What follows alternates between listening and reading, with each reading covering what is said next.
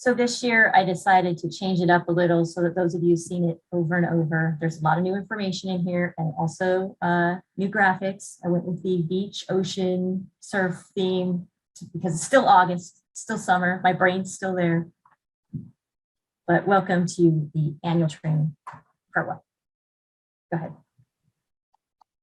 So today we are going to go over the annual training requirements that are mandated by the State Chancellor's Office for all curriculum committees at California community colleges. We're going to discuss the role of this committee, our responsibilities, and then review some curriculum basics for courses. Programs we'll hit next time. So who are the members of the curriculum committee? You met them earlier, but essentially the VPAA and the Academic Senate President or designee are the co-chairs. I am the designee. I've been the designee for like 9 years now. So we'll be discussing that later. One faculty member to represent each instructional department, library and counseling department, classified senate, AFT, 2 student government reps, that's new. We used to have one. One instructional dean and the articulation officer, which is also me. And then we also have the area experts that you met earlier that sit on our curriculum committee as well. Okay. So this is the purpose from our PG manual. The curriculum committee supports and advances the college mission, vision, and values for recommending new and revised curriculum to the governing board of the district. The curriculum committee provides guidance, advocacy, and oversight in the development of courses, programs, academic policies. It ensures that the curriculum is academically sound, comprehensive, and responsive to student needs. And it supports 10+1 of the Academic Senate, which is on the next page. So in 10+1, faculty have purview over curriculum, which includes establishing prerequisites, placing courses within disciplines, degree and certificate requirements, grading policies, program development, and standards or policies regarding student preparation and success. There are many layers of guidance governing curriculum in the California community colleges, starting with California Education Code. A lot of ours are also in Title V. You'll see Title V referenced throughout this presentation. I didn't always put which section, but I have them if you need them. PACA, which is the Program and Course Approval Handbook, which is produced by the State Chancellor's Office. They also have guidelines and memos that they send out regularly.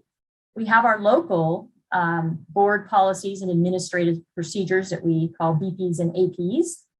And then we make a lot of our own little policies here on our curriculum committee too, as a subcommittee of the Academic Senate. Go ahead. So in a nutshell, we are responsible for our courses and programs being correct, complete, current, and compliant. And I think here we do a pretty good job at that. So why do we need the annual training? In 2016, the Chancellor's Office decided to allow curriculum committees to certify annually that they had properly trained all members and that they would ensure courses and programs were compliant. Previously, they were having to approve everything themselves, and the number of folks that do that, there's like 8 for all 116 community colleges. And on an average year, we process between 150 and 200 new and course changes plus programs.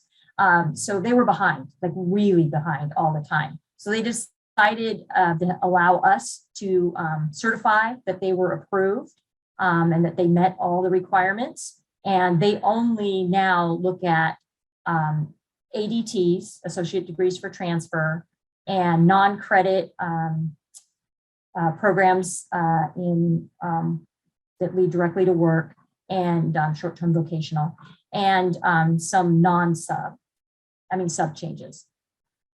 Go ahead. So each year, we now sign this annual certification approval policy, and it's the president and the BPAA and the Academic Senate president and the curriculum chair certifying that we have trained all of you and that all of our curriculum is correct and compliant and current. And then we also have to submit the local governing board policy that says that as well. That says, talks about the standards for the credit hour calculations. And then right there in red, that's okay, Paris, you can leave it. What if we don't? Well, then if we don't do this, they can take away the auto approval option, and we have to go back to them looking at every piece of curriculum that we submit. So we definitely don't want to do that. So like I said, what we are certifying is that the units and hours are correct according to their calculations. We will go over how they calculate units and hours, that the CORs, of course, the outline of records, been approved by our district governing board, that we have local policy regulations and procedures specifying the accepted relationship between contact hours, outside of class hours, and credit for calculating the credit hours. Cooperative work experience has a plan and it's on file. Credit and non-credit courses and programs that are submitted to the inventory, which they call COSI or COKI, some people say, are accurate and compliant with all the regulations. Credit and non-credit programs have required attachments that are in the current issue of PCAW, and we'll go over programs next time, and that we do this mandatory training regarding the rules and regulations. Now we go over all of our responsibilities. I'm not going to read all of these to you. We're reviewing new courses. We're approving distance education. We review all new non-credit, credit and non-credit programs. We review and approve modifications to courses and programs, deactivations of courses and programs. We recommend graduation and GE requirements for our local degrees. We receive and approve placement of courses within our GE patterns from our GE committee, which is a subcommittee of this committee. We ensure that the curriculum is current, and that means that it's reviewed at least every 5 years, but CTE CTE requisites and programs have to be reviewed at least every 2 years. Most of them are reviewed more frequently than that. We have to ensure that we have official course outlines of record that are maintained in our curriculum management system, that those same ones are on file with the chancellor's office. We communicate via me and Louise with the DCCI, which is our District Council on Curriculum and Instruction, which used to be called DTRWI.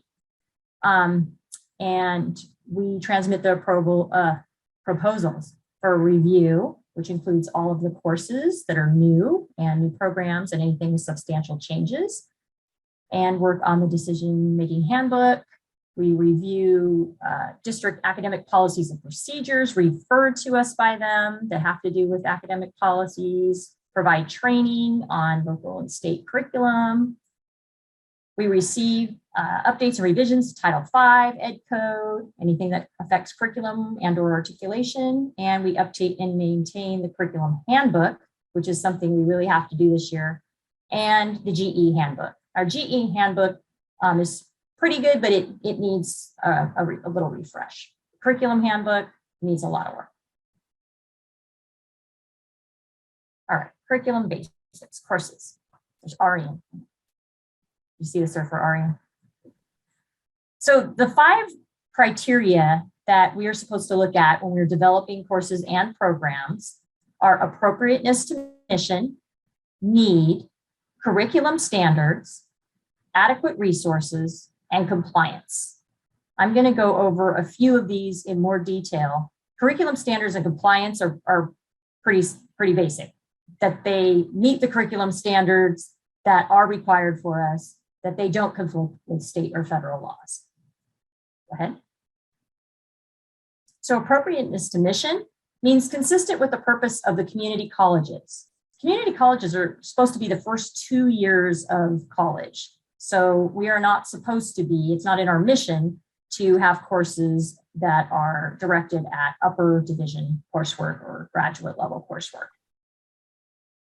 Courses and programs must address a valid transfer, occupational, basic skills, civic education, or lifelong learning purpose.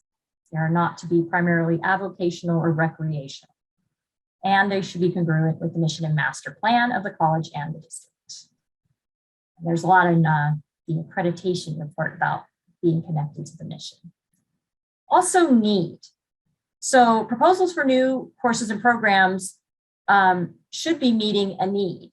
And we have a field in KIM called the need statement for new courses. And if you're doing a revision, you could use it as the justification or your reason for change to the course.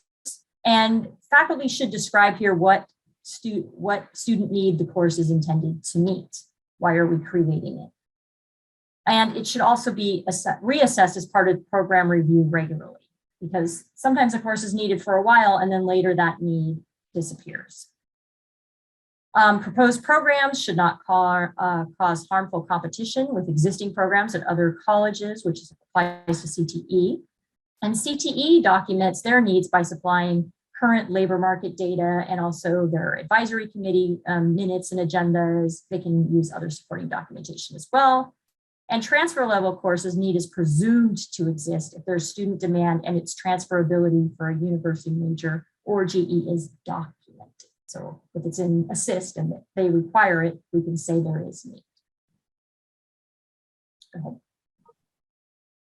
Oh, I like the jumble on that. I don't know what it did here, but that's weird. All right. So anyway, and inadequate resources, I have it here on my, let's see what I'm doing here. So adequate resources means that the college must commit to offering all required courses for the program at least once every 2 years. The college must demonstrate that faculty are available to sustain the proposed required courses and facilitate student success. The college must demonstrate that it has the resources to realistically maintain the program or course at the level of quality described in the proposal. And resources includes funding for faculty compensation, facilities, equipment, library, or learning resources. So it's important to know that new courses don't usually come with new funding. And so before new courses are created or approved, faculty should consult with their deans to consider how they will offer them if no new sections are added to their budget, and what courses they might replace if sections of other courses might need to be cut or other courses offered less frequently, and how that will impact programs, completion, transfer, and therefore our funding formula.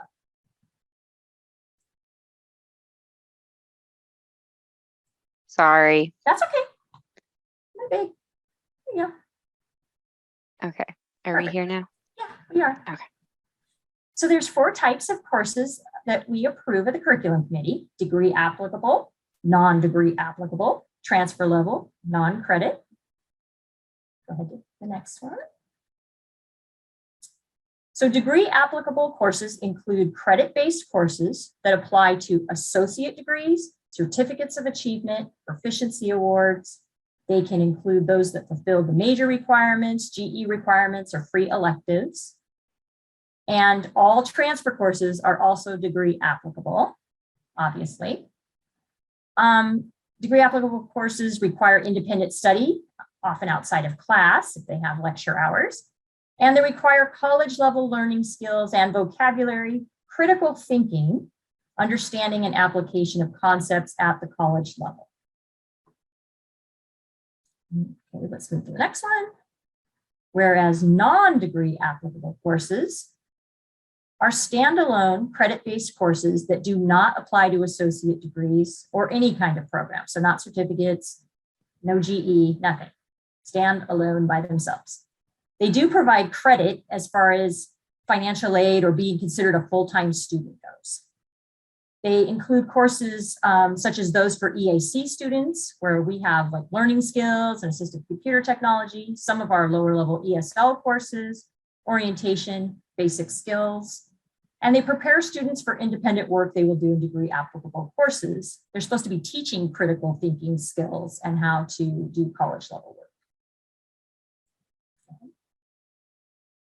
Transfer courses. So they allow the community college faculty to determine that courses are baccalaureate level. And if we determine that they are baccalaureate level, then we number them 100 or above at Oxnard College, which makes them easy to tell that they're a transfer level course. And it also means that the CSU will accept them at least for credit. So at least towards the 60 needed to transfer or the 120 needed to graduate. These include courses that fulfill GE, major, or just free electives that counts toward your associate degree and or to transfer.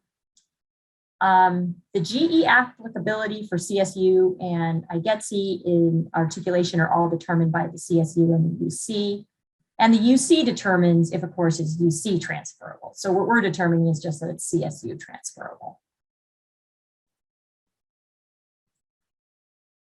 So this question we get asked a lot, which is what is the difference between degree applicable and program applicable? So degree applicable is anything that's at the associate degree level, whether it's a free elective, it's GE, it's major, or it doesn't matter, just but it applies to an associate degree and it's a credit-based course.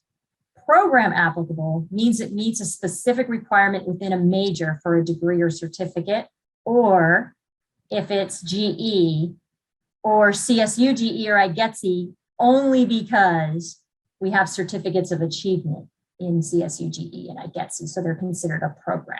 So therefore, a course that is in one of those patterns is considered program applicable. So a course can be both degree applicable, a course can be, degree applicable and not program applicable, but it can't be program applicable and not degree applicable. There's mine. All right, So credit courses versus non-credit courses. So remember, non-credit courses are another type we approve. In credit courses, you have associate degrees, you have certificates of achievement, we have our local proficiency awards. They are unit bearing, they designate the lecture and lab hours, we do grades A through F or pass, non-pass, they generate apportionment, enrollment fees apply, they're not repeatable with very few exceptions. Students are only allowed 3 enrollment attempts, and they limit, there are limits to how many units that financial aid will cover. Non-credit courses, they have certificates of competency and certificates of completion. They are hour bearing instead of units. There's no lecture or lab designation. Grades include a special SP, which indicates satisfactory progress. So in a way, it's kind of like an incomplete, except it's not incomplete. It says you're doing fine and you can enroll again and continue to meet those objectives in an additional term. It generates apportionment, but only those in a special category that we're going to go over in a minute called CDCP qualify for the enhanced funding, which is kind of misleading. It's really more like regular funding. Those that are not enhanced funding provide funding at a lower level than a credit-based course. The best thing about non-credit courses is there are no enrollment fees for students, and they are repeatable. There are no limits on how many times a student can re-enroll, because they're all about learning skills that a student needs, and if they need to learn them again, they may. Non-credit courses are limited to these 10 categories. So the enhanced funding ones I was talking about, the CDCP, which stands for College Prep and Career Development, are ESL, and we have ESL courses that are non-credit and 3 different certificates for students who complete those ESL courses. Elementary and secondary basic skills, short-term vocational, and workforce prep. So short-term vocational are programs like we have a new auto body, 3 different new auto body non-credit programs. They are mirrored towards our credit-based program, except being offered non-credit, so no fees for students. Workforce prep are things like skills that are not directly related to work, like interviewing skills, different types of work environment skills, so preparing to enter the workforce. All of these require you to create a program of 2 or more courses in order to have that enhanced funding. And then there are 6 non-enhanced funding categories for non-credit. And let's see, do we have some in these? I don't know that we have any courses in these. Oh, I think we have an orientation type course under home ec. Yeah. It's a very weird category, home ec is. And one of them is substantial disabilities, but that's students who cannot benefit from credit level courses. It's very specific. Okay, moving on. So now we're going to go over the course outline, otherwise known as the COR or the core. These are the required elements of the course outline. It has its number and title, its catalog description, prereqs, coreqs, advisories, and limitations on enrollment, units, hours, including lecture, lab, outside of class, and total student learning hours. Course content, objectives, instructional methodology, the grading criteria, methods of evaluation and assessment, reading and writing, and outside of class assignments, including critical thinking for degree applicable courses, repeatability options, justification of need, the data elements, which are top codes, SAM codes, all the CV codes that the Chancellor's Office uses, and discipline assignment, including the minimum falls for instructors. Go ahead. Other items that we include in our core are student learning outcomes, which are required by accreditation, not in Title V, textbooks, which are required for most articulation, and those establish the level of the course. And CID requires also that they not be older than 5 years, and UC and CSU have that requirement. Lab manuals are required for all transferable science courses by the UC. DE appendix, we are required to have DE addendum for any course offered online. Those of you who were here know that we had to add those for every single course a few years ago as in the pandemic in order to keep offering them via distance ed. And then GE transfer CID articulation info isn't required, but we do have it in KIM, and that is so that we can help track that info.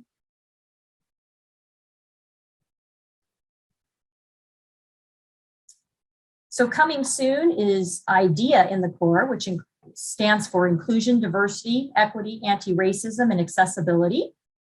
The statewide academic senate passed a resolution in fall of 21 requiring adding culturally responsive curriculum, equity mindedness, and anti-racism to the core requirements in Title V. So the revisions are currently being drafted by the group called 5C, and they will vet it in the field, and then they will send it to the Board of Governors for public comment and then voting. They're currently considering adding IDEA to the standards of approval for all courses, not as a separate element, but rather a standard that can be integrated throughout different elements of the core as appropriate to the discipline and course content. And then they're going to work with the Chancellor's Office to provide resources and guidance and examples of how we might do that in our core. I talked to Louise briefly the other day about when we have a full-time ethnic studies faculty member to have them involved in helping to vet that. Right now, I think my take on this is that we should, as a committee and faculty should in their departments, be looking at some of the things in IDEA, but I don't want to go through our entire curriculum and revise everything. And it's because we're going to end up having to revise all our course outlines anyway soon. So we'll talk about that a little more on all the legislation coming. So go ahead to the next one. So some examples that they gave at the Curriculum Institute of ideas in the core would be, where appropriate, consider explicitly including culturally responsive and anti-racist content. Things like, is there an acknowledgement and discussion built into the course of major debates or disagreements within the field? If there's a racist or sexist history, don't gloss over it, discuss it openly. Are there opportunities built in for students to see themselves and their experiences represented, or to bring their authentic selves to the course through strategies like reflection or response? And this is something that I think we can focus on without a lot of changes, is considering language and terminology used, being cognizant of where the terms and topics reflect Eurocentric or colonizing views, example, using things like third world countries. So as a committee, I think I would like us to just get in the habit of, if you notice something that we would consider old-fashioned and maybe racist, sexist, or just inappropriate, that we want to point those out and suggest alternatives in our comments for the people that are writing, like instead of third world, and give people some choices that they might update things with, that we could start using that lens if we haven't already. I can't think of any glaring examples we have, but if we see anything. Move marginalized experiences of Black and Indigenous people to the center. It's important not just to examine what is in the course, but what is left out. And are there some authentic assessments capturing more contextualized understanding? So just some things to be thinking of moving forward. And Shannon, could I add? Yeah, please do. I believe at the Curriculum Institute, they mentioned 5C would have additional resources soon. So if we get some of those resources on examples that we can integrate into our CORs, we will definitely share here with the curriculum committee. Right. In general, cores should be integrated. And by that, we mean that each element of the course outline reinforces the purpose of the other elements. There should be an obvious relationship between objectives, content, methods, assignments, and methods of evaluation. So when you're reviewing this, you'll see that they're linked. For each objective, you should be able to find where that skill or information was taught in the content. That's a very key thing to look for. And ideally, a course outline would also contain assignments which reinforce that content and that objective.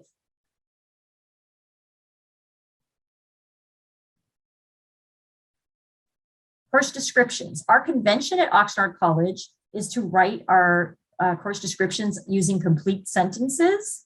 And you'll notice when you are playing around in Kim that Moorpark and VC don't, and that's their convention, but we choose to do that. So if yours aren't, we'll suggest that they should convey a summary of the course content in a clear, concise way using current terminology. Course descriptions are used not just by our students, but also by counselors and sometimes university registrars to help determine if something might be a similar course or comparable course. They can describe for whom the course is intended, but you're not allowed to limit, because we're open access, open enrollment. You're not allowed to limit it and say, for women only, this course. No, you can't do that. You shouldn't repeat articulation information or other information that's available in other sections of that same catalog description within the course description. So when you get a chance to look at our great new online catalog, you'll see that we've added GE and transferability all right below the catalog description. So students already have this information and you don't need to repeat it in the course description. So on some of these sections now, you'll see here on this slideshow that I put in blue committee checks, and that means the curriculum committee. Here's some of the things that we're checking for. And then I have idea. So then from some of the ideas about idea, here are some things that you can do. So for course descriptions, the committee is going to check all of the above things listed here. An idea, use accessible and inclusive language. And where discipline-specific terminology is necessary, the course description should define or explain it through context so students know what you mean. The idea is to make things, more student-friendly, more student-centered. Okay, the basic calculation for units and hours. So 48 to 54 units is 1 unit of academic credit.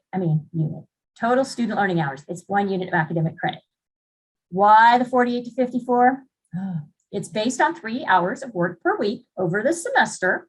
So at an 18-week semester, that would be 54. That's the high end. And a 16-week semester would be 48.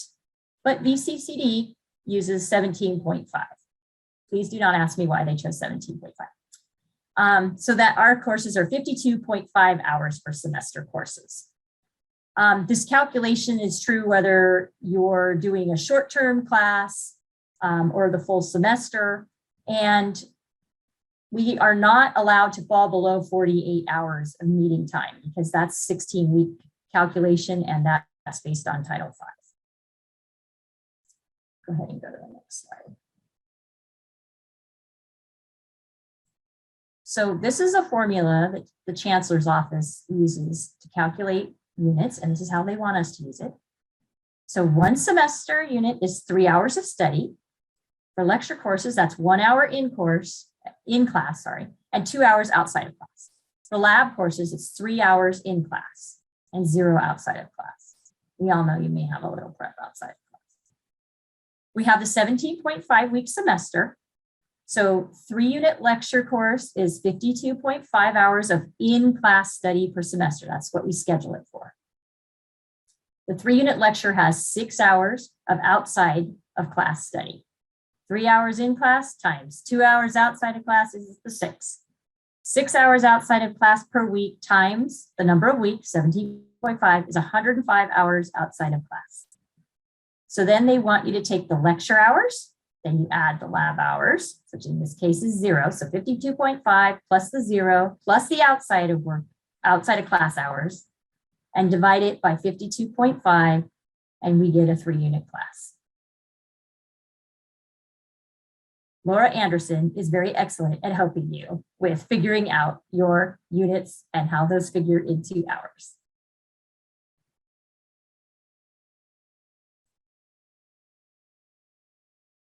And load. So the committee is checking. What are we checking when a course comes through? We're looking that the units and hours are calculated correctly. And we're also looking at whether there were changes, especially increases in units, because those are substantive changes. They will require DCCI and board approval, and those might impact programs, and they may have a negative impact. So we definitely want to look at that. And for IDEA, higher units and hours can slow student progress and have consequences for financial aid. Are the course units and hours aligned with transfer institutions, industry standards, or model curricula? Are there non-credit options available if appropriate? So these are some ways that we can help students too. Types of requisites. There's prerequisites, which are courses that you have to have before you take a course. And the standard is without which a student is highly unlikely to succeed. Co-requisites are courses that you take during the same semester. Advisories on recommended prep.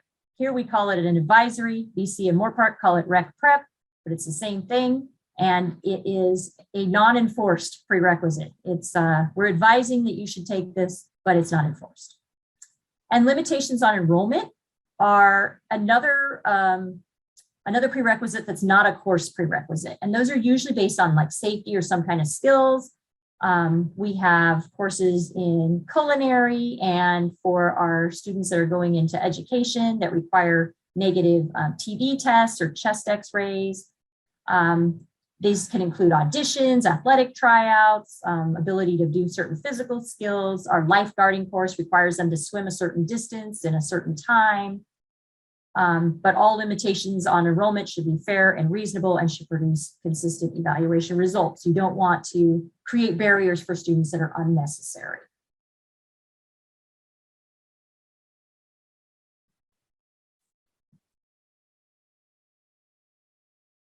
So Title V limits putting prerequisites on courses, and it is for the reason of not creating barriers. And so they may only be established, and that includes prereqs and co-requisites, if one of these 4 things is true.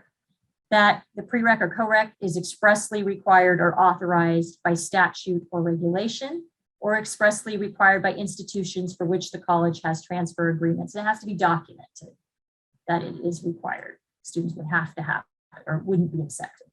The prerequisite will assure that the student has the skills, concepts, or information. Again, this standard is that students who didn't take the prerequisite would be highly unlikely to receive a satisfactory grade in the course for which the prerequisite is being established. That is the same with a co-requisite. And they added this recently too, that if the co-requisite course is intended as additional support for students enrolling in transfer level English or math courses, then it must be determined that the co-requisite course increases the likelihood that the student will pass the transfer level course. That's for a required co-requisite. And the prerequisite or co-requisite is necessary to protect the health and safety of a student or the health and safety of others. So in the curriculum committee, we have to scrutinize all the requisites, make sure that they are appropriate requisites and that they can be justified with documentation. We also need to do either content review, which requires us reviewing the course outlines of those courses that we're looking at as prerequisites.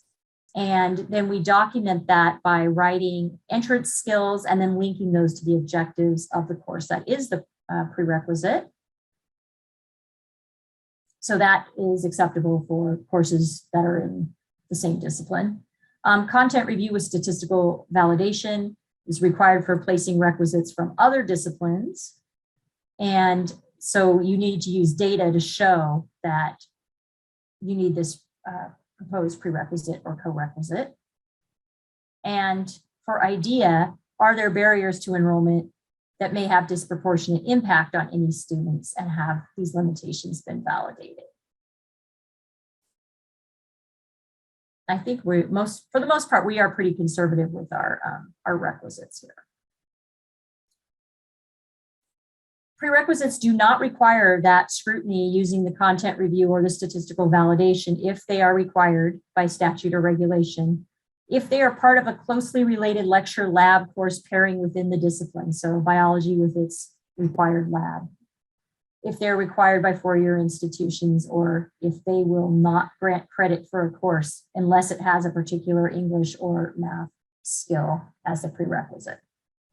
So the committee checks if the requisite is listed on the course. Is it allowable? Can we prove it's allowable by one of these criteria? Is it accurate? Is it a change? If it is a change, what are the impacts of that change? Are the entrance skills completed? Are the objectives listed? Is the justification correct and complete?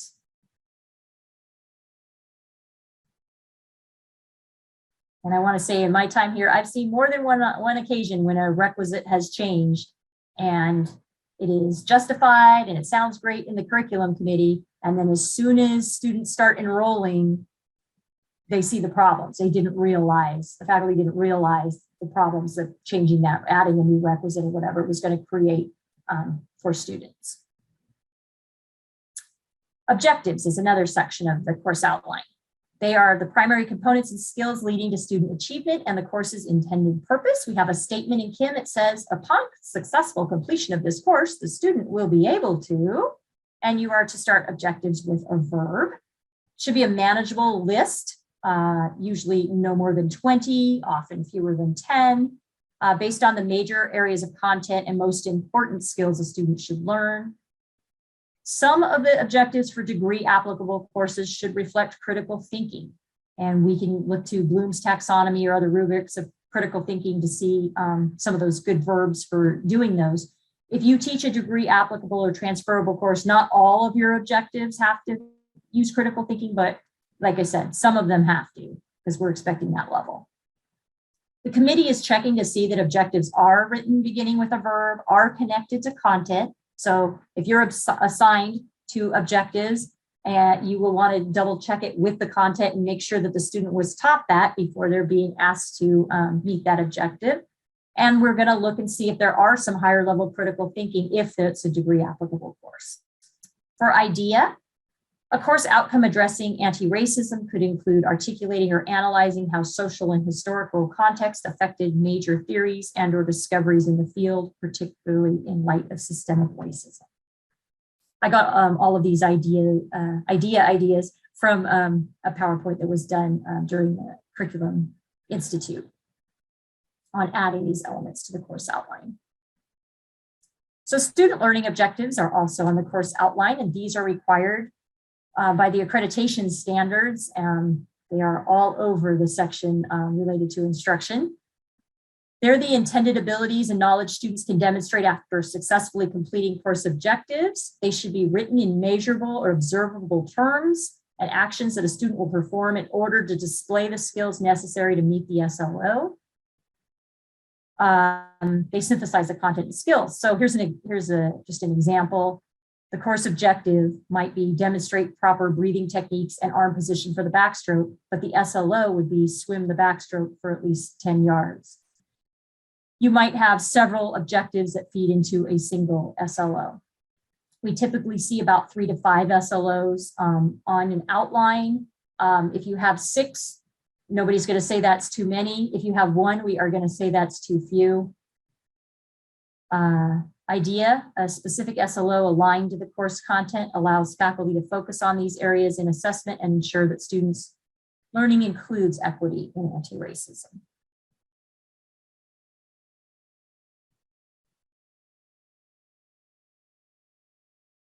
So the course content section is subject-based, so not written in verbs, unlike the SLOs and the objectives. The major headings should be clearly relevant to the objectives, though. They should be tied together and written with subheadings to expand on the detail. You can see just an example here of what, the beginning of the course content outline looks like. It should be done in outline format. You want it to be detailed enough that if a university professor looks at it and they're comparing your outline to their course, that they can see that you do teach something. Shannon Newby and I had a situation where UC Davis denied one of her biology classes because they didn't think that she taught, was it evolution in her course, but she does, but it wasn't detailed enough in her outline for them to tell. So she will be revising that and bringing it back through the committee, and you'll be able to see what she added, and then we'll be able to resubmit that to UC Davis. So the committee is checking that the content reflects what's in the objectives and the course descriptions. You don't want to say, obviously, that something in the course description and it doesn't appear in your content. And it's robust with subheadings and aligns with CID or other articulation that's required. Go ahead.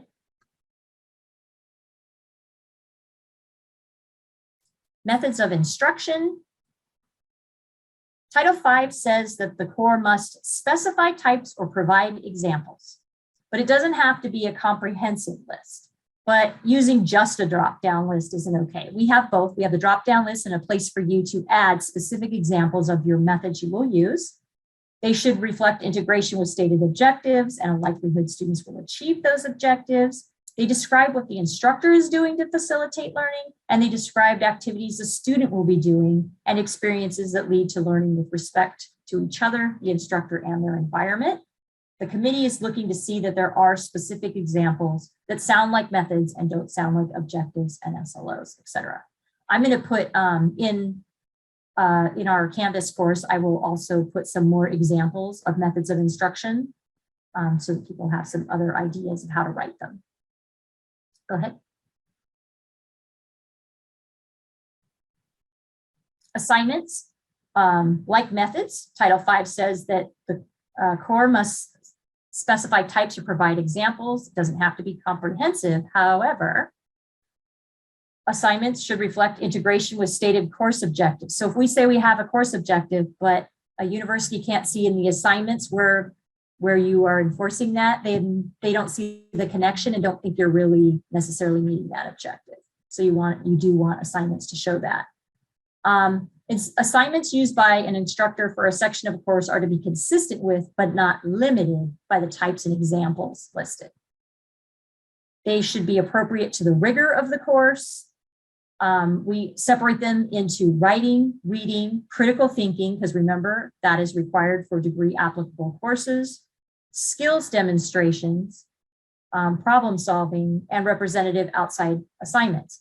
So for a course that's like an English course, we wouldn't necessarily find anything in problem solving, and that's fine because that's not necessarily for you. Most of yours are going to be the things you're assigning are going to be under writing and reading and critical thinking. Skills demonstration we have because there are courses, especially in career education, that where you are demonstrating your skill as the assignment and as the thing that's being graded. Outside assignments should align with outside of class hours required for the course. So if your course is a 3-unit lecture course, and therefore you have 6 hours of homework assigned for the week, and you list one assignment, that's not 6 hours. So that's not justifying your lecture hours. We should see more robust assignments. And they do look at assignments when they're looking at articulation as well. The committee is checking to see that lecture courses have outside assignments. Labs can, but don't have to, that those assignments support the objectives, have critical thinking, and have specific examples. And there is a section when we put information in assist that asks specifically for outside assignments. So as a faculty member is writing the outline, they can put, here's what we do for reading, here's what we do for writing, here's critical thinking. Some of those might be, the assignment you do for writing could also appear under critical thinking. It's okay for them to appear in more than one section. And if all of those things that you listed as assignments are done at home, then you can copy and paste those in the outside of class assignments as well. So if you think about it as, here's all the assignments we have for the other areas, and then outside assignments is, and here is what we will do at home out of all the assignments that we have. Methods of evaluation. So students have to demonstrate that they acquired the skills specified in the objectives and SLOs in order to get a grade in our class. Well, how are we going to grade them? So Title V requires that your COR specify types or provide examples of methods of evaluation. Again, not meant to be comprehensive, but they require proficiency for degree applicable courses have to be demonstrated at least in part by essays, or in courses where the curriculum committee deems them to be appropriate by problem-solving exercises or skills demonstrations. So a lot of our transfer level courses are courses that have a lot of writing in them. So essays and papers, that's appropriate. But then if you're doing a math course, we wouldn't expect you to be writing essays in math. So you would select problem-solving exercises. And a culinary course would be skills demonstrations. So you can select from those three in Kim, and then there's a drop-down menu where you can check off the different types of evaluation you might do, like papers and quizzes and role-playing, skits, whatever. But then there's a one that says other at the bottom, and if you check that, that's where you can list specific examples. The committee is checking that methods are appropriate. An idea, do methods of evaluation account for different learning and communication styles? Okay. Hang in there, almost done. Course materials. So course materials includes textbooks and other materials required for the course. Materials fees, we want to be very careful about and not do them unless absolutely necessary. They are only allowed for materials that are of continuing value to the student outside of the classroom setting. They cannot include materials for administration, class management, that kind of thing. We can use material fees for license or access fees. I'm thinking like CNIT, computer networking. They use, they may have things where they require a fee to access certain programs. And that's okay, as long as the student is provided options at the time of purchase for full access of varying periods of time, from the length of the class to up to 2 years, and that the terms are given to them prior to purchase. Textbooks, we need current representative textbooks. This is an articulation requirement. No older than 5 years, unless it's considered a classic text in that discipline by discipline faculty, kind of across the board. Textbooks help the universities identify what the rigor of the course is. So if you saw a high school level textbook on a baccalaureate level course, that would not be appropriate. A faculty member does not have to use the textbook listed on the core when they're teaching a course. It's a representative text. If you use an older text, you should also list newer texts. And like I said, not older than 5 years old. CID won't even allow you to enter a text older than 5 years old. The committee is checking that we comply with all of those standards. Idea, do textbooks, manuals, or other materials include diverse representation in authorship and or content? And if not, what supplemental materials can be included? Are materials ADA accessible and 508 compliant? Are they affordable? Are there OER alternatives? The answer is probably yes. So the other thing the committee does is assign courses to disciplines and select minimum qualifications. So a faculty member will assign it when they put the course through the curriculum review process, and we will look to make sure that that is appropriate. Assigning courses to disciplines ensures that faculty have the appropriate expertise. The disciplines are listed in the minimum quals for faculty and administrators in California community colleges. It's updated every so often. Generally, courses are assigned to a single discipline, but they can be assigned to multiple disciplines or listed as interdisciplinary studies, which is a combination of 2 or more disciplines. Care should be taken to ensure that assignments aren't so restrictive as to eliminate qualified faculty and make it difficult to hire. We have had that problem in the past too, where we were so specific in our assigning discipline minimum qualifications that it made it hard to hire someone, and then took the course outline back through the committee and revised it, opening it up to others that were also qualified to teach. Faculty are hired in disciplines by the district. They might possess additional degrees, but will be given assignments in the disciplines they were hired in. And disciplines are broad, like psychology. And then the minimum quals for faculty are the degrees and credentials that faculty within those disciplines must possess. So we'll take a look at that also next time. I'll open up the minimum quals with the manual there and let you see it if you haven't looked at it before. It's very interesting. Non-credit minimum quals are established in Title V. They are also listed in the minimum quals, but not established there.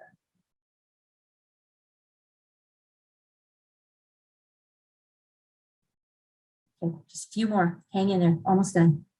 Prep for curriculum meetings. So for every meeting, and we meet the 2nd and 4th Wednesday of the month, committee members are going to be assigned a section of the COR to review. So you'll be responsible for a single section and of either all courses if we just have a few, or if we have many courses, we will give you just a few courses to look at so that nobody is overwhelmed. You will make your comments in Kim, and we ask that you please make it clear which section you are referring to and be specific about your edits or suggestions. Remember that the person whose curriculum you are reviewing is probably not sitting on this committee and does not know what you're talking about. So if you can write in your suggestions and edits things like course description, and then say, edit, please say this, or whatever your comment is about it, or typo, or whatever it is, that helps them know where to look and specifically what you are looking for. If you don't have any edits, if you say something positive with the section that you reviewed, such as SLOs reviewed, good job, or objectives look good, this not only helps the person whose curriculum you're reviewing, but it helps Paris and I to know that people have reviewed all the sections, because if we don't see that the objectives were reviewed by anybody assigned to objectives, we know we definitely need to make sure that there are eyes on that and we need to go back and look at those again. Training on how to review each section is going to be posted in Canvas before you receive your first assignments. So I know you have not memorized this PowerPoint, and we will break it down into small pieces too, to help you, so you can just focus on the section that you've been assigned to. We used to do teams and have people look at everything, but we decided to try this with having people assigned just to sections, and it worked really well last year because you develop a little expertise in an area. And then the next year we might assign you to something else, and then you'll develop some expertise there too. And if you can't make it to a meeting, please let Paris and I know, just email us. Ask another member to be your proxy so that we can ensure that we always have quorum and can get people's curriculum moved. Sometimes that's really crucial because it may be like the last board meeting or DCCI where it needs to go. And if we don't have quorum, then the course waits and then it might not make the next catalog. So we need quorum. Next.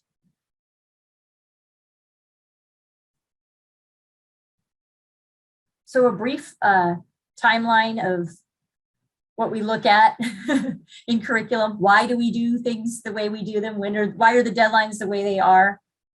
So students start registering in April. So we work backwards. If I'm registering for the following fall in April, the schedule has to be up and alive 30 days prior. So beginning of March. Well, in order for the schedule to be live in March, it has to be built in Banner and all the changes made from the dean and the VPAA. And they do that in February, and they start doing it in January.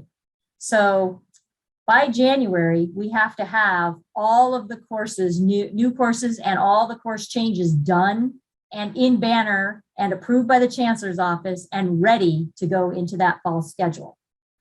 So working backwards, that meant that we need to start new courses in September. So we will be reading new and modified courses and new programs.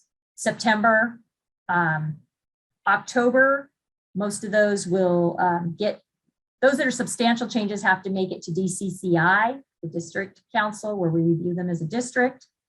Anything that's going to board has to be reviewed at that district council. And then we have a second reading. So November, we're looking at second reading. We shouldn't be doing first reading except if it's a minor modification to a course. And then it always falls that because of where Thanksgiving is on the fourth Thursday, that curriculum meeting always falls the day before Thanksgiving. And I find that curriculum committees don't want to meet the day before Thanksgiving. Now, there are years we have to, because we have courses that need to get on that board agenda and they need second reading first. And so we meet. I love it when we can cancel it for you and that you don't have to show up. But that one we're going to play by ear. So the earlier people get all of their courses and programs in and then modified so that they can make it for the next reading, the better, and the more likely it is that we might be able to cancel that meeting on 11/23. And then December should be, we have one meeting in December. There's a board meeting on the 13th. Nearly all of the new and substantial changes will make it to that board meeting if they start early enough this fall.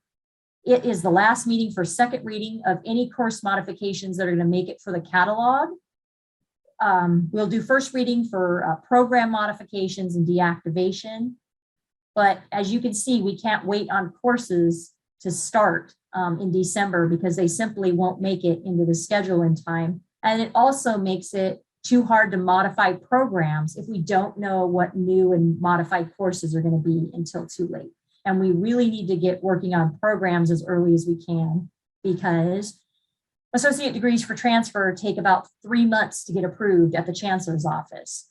And we want to get those in as early as we can so that we can get them in the catalog with the changes and not be waiting and doing addendums. This year we're having to do, a bunch of addendums because so many programs were done late and we had so many changes that just was unavoidable this year. Go ahead, Harris. So we have some very exciting times coming curriculum's way in the next couple of years. I'm hoping this will be a slower year because what's coming the next few years is not going to be slow. Ethnic studies graduation requirement, which is already passed, is going to be added for all associate degrees. It looks like fall 2023. So we're still waiting for all the guidance on that. IGETSI Area 7 Ethnic Studies is also going to be added for fall 2023. Addition of IDEA in the core, possibly for fall 2023.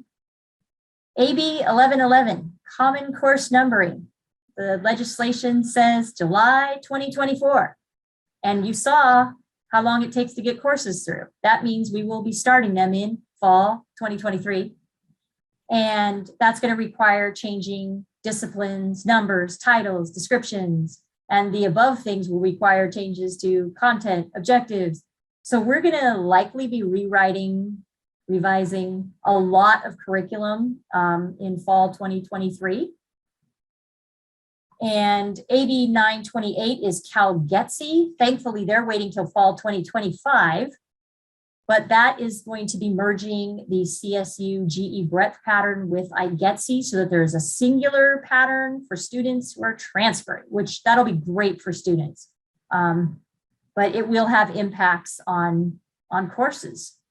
So they're still working all of that out and we will find out how that is going to impact us, but It looks like it's going to eliminate CSUGE Area E and non-IGETC courses. And IGETC holds things to a higher standard than CSUGE. So some courses may fall off of general education for transfer. Go ahead. In light of all that work coming our way, last year, we passed this best practices list for curriculum committees here at the curriculum committee, encouraging restraint of review and approval of new courses beginning this fall and until fall 2024, or until concrete guidance is given by the chancellor's office. What we don't want is to have a bunch of new courses come through this committee and us do all that work, not just on the committee, but behind the scenes everywhere, and then go, oh, whoops, okay, now that has to be completely changed and you have to revise it again.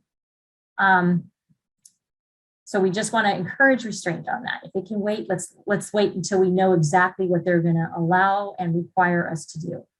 We want to limit new general education courses for CSUGE and or IGETC to only those required for either ethnic studies or math courses. I know that, which they may, well, math courses focus for CSUGE for now. With the only being able to offer transfer level math courses, we want to be able to add some variety to the courses that we're offering to students. I know our math department has some courses in the works, so we definitely want to get those through. And same with Area F. Ethnic studies is required now to transfer to CSU, so we want to make sure we have enough courses for our students there. So that's why we're going to go ahead and allow those, because otherwise it's barriers for students. We're going to limit other new courses reviewed and approved to the following categories: non-credit, CTE, work study and internships, directed study, independent study, learning skills, EAC, DSPS type courses. Limiting modifications to non-credit, SLOs, DE, corrections to CV codes, CTE, mandated changes, changes for CID in support of ADTs. If you have questions about something that needs changed, just email me or ask me after the meeting, and we'll talk about whether that would be something that can come through this time. Things that are moderate, small minor modifications that don't impact programs, that don't impact articulation, those kinds of things can be modified, but we just want to make sure it's not something that has multiple domino effect. Next.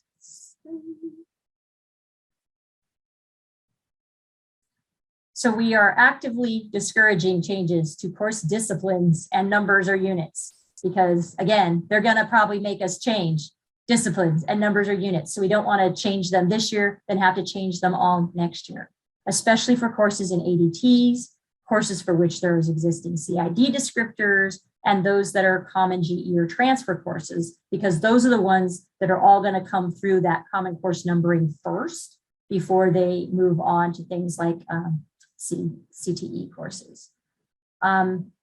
Every time a number, discipline, or title is changed, it must be changed across the entire state.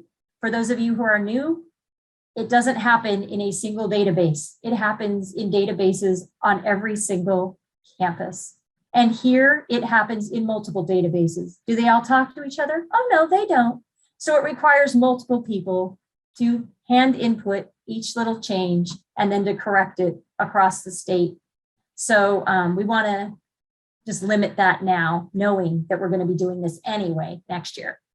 We want to focus instead on ensuring that our programs are current, compliant, that we have complete required documentation in Kim and COSI for all those programs. We want to work on the curriculum handbook. We might work on some policy information. We still will have courses coming through. You'll still see them, but we're hoping that it is a small amount this year. And for those of you who are new to the curriculum committee, that's a great way to start, is learning on a small group and not having to do all of them like we did, what was it, 2 years ago? When we did Mission Kim Possible and reviewed every single course outline of record, which was huge. All right, I'm exhausted, but thank you for listening to that. It's a lot of information. Like I said, it's required training, but it's stuff you also need to know to be a member of the curriculum committee. Next time, it'll be much shorter. We're going to go over the programs that we offer at Oxnard College, what types of programs we're allowed to offer, how those work, GE and transfer.